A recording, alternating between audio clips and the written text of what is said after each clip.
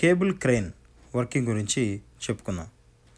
Cable crane యొక్క use ఏంటి, అసలు దీన్ని కేబుల్ క్రేన్ అని ఎందుకు అంటారు? ఇక్కడ మీరు చూస్తున్నారు కదా, ఈ కొండ మీద నుంచి ఆ కొండ మీదకి ఏదైనా మెటీరియల్ షిఫ్ట్ చేయాలన్నా, ఈ రెండు కొండల మధ్యలో ఉన్న ఈ ఏరియాలో రోడ్స్ సరిగా లేని, హెవీ వెహికల్స్ వెళ్ళలేని ఈ ప్లేసెస్లో ఏదైనా మెటీరియల్ని షిఫ్ట్ చేయాలన్నా మనకి ఈ కేబుల్ క్రేన్స్ అనేవి చాలా బాగా ఉపయోగపడతాయి అన్నమాట. వీటిని చూస్తే ఈ హెవీ స్ట్రక్చర్స్, ఈ చాలా హెవీ స్ట్రక్చర్స్ 130 మీటర్ హైట్ ఉన్న ఈ హెవీ స్ట్రక్చర్స్ ఈ రోప్స్ ద్వారానే విత్ స్టాండ్ అయ్యి ఉన్నాయన్నమాట. ఇవి చూసారు కదా, ఈ రోప్స్ని ఈ కాంక్రీట్ బ్లాక్కి టై చేసి లాక్ చేశారు. ఈచ్ రోప్ యొక్క డయామీటర్ వచ్చి 60 mm వరకు ఉంటుంది. ఇంత హెవీ రోప్స్ని ఎందుకు యూజ్ చేశారు?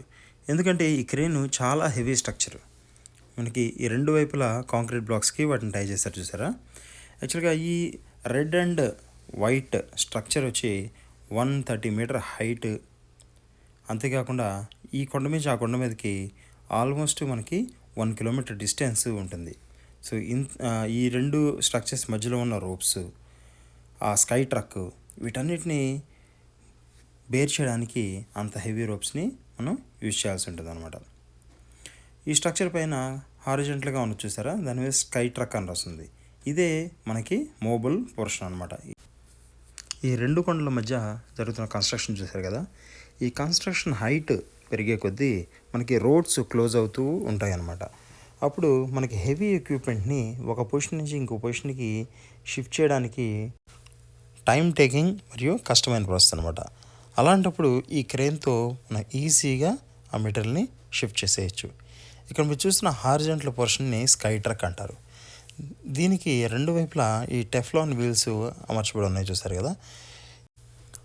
ఈ టెఫ్లాన్ వీల్స్ సహాయంతో ఈ స్కై ట్రక్ అనేది ఈ రెండు స్ట్రక్చర్ల మధ్యన ఉన్న ఈ వైర్ల మీద మూవ్ అయ్యి ఆ స్కై ట్రక్ ఉన్న హాయిస్టింగ్ హుక్ అండ్ ట్రావెలింగ్ మోటార్స్ని యూజ్ చేసుకొని మెటీరియల్ని ఒక దగ్గర నుంచి ఇంకో దగ్గరికి ఈజీగా షిఫ్ట్ చేస్తుంది అనమాట.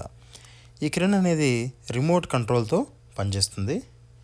ఈ స్కై ట్రక్కి ప్లస్ ఈ స్ట్రక్చర్కి ఎటువంటి ఫిజికల్ కేబుల్ కనెక్షన్స్ ఉండవు.